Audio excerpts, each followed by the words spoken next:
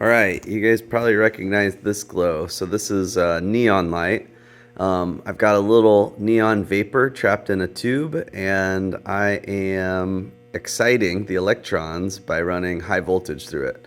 So when they relax, they emit photons that are characteristic of neon. So I also have here a little, this is called a diffraction grating, okay, but it's basically like a prism, and it spreads out light. So, right, you guys might recognize this, okay, all right. So when I look at my fluorescent lights in there, I see some red, some green, some blue, and when I aim it at neon, you guys will have to look to the side.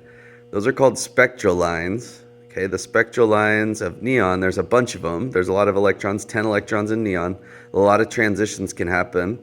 And neon, you guys see the bright lights are mostly orange and red.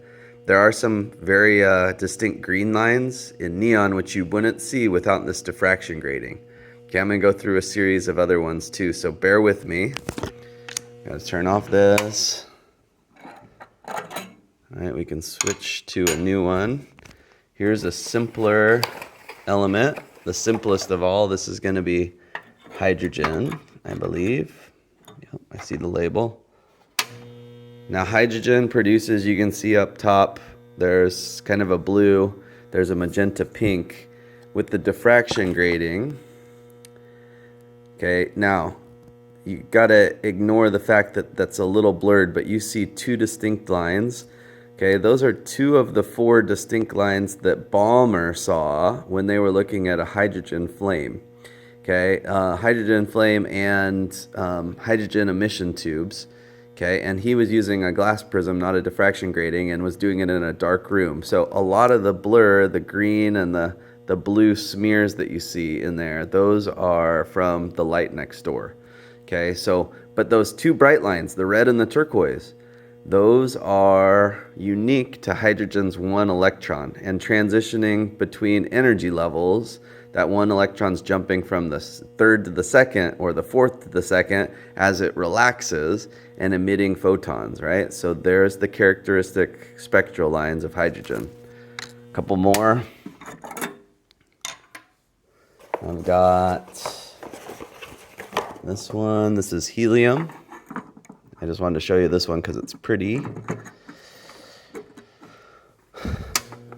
Okay, so you get this peach color. It looks peach to our eye. When you look at it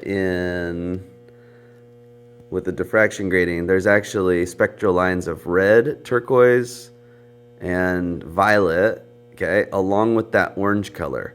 Now again, to us, it just looks peach. But using special instruments, chemists can take apart those wavelengths and then classify this as helium. And the last one, this one, so mercury vapor lamps. So this is like the mercury lamps that we have like in fluorescent lights. However, it's not white. It's not coated with phosphorus. So it's not going to look quite like the stuff we see in our classroom. It's missing some green. So phosphorus would add a green wavelength to this, but mercury gives you this characteristic set.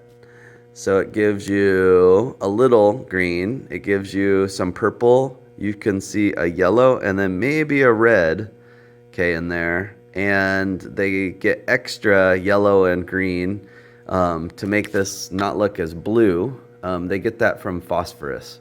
So this is just pure mercury, but the lights up here, they contain a mixture of mercury and phosphorus. Actually, the light bulbs are painted with a phosphorus paint, and so you get the better white color. So there's your 4 spectral tubes.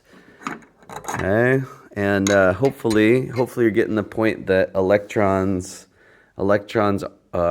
lead to characteristic colors for elements. Now, we've just been looking at visible light, but a lot of elements and a lot of things that we investigate also have infrared, UV, so ultraviolet, and other light being emitted. We just see the visible light, but there's lots.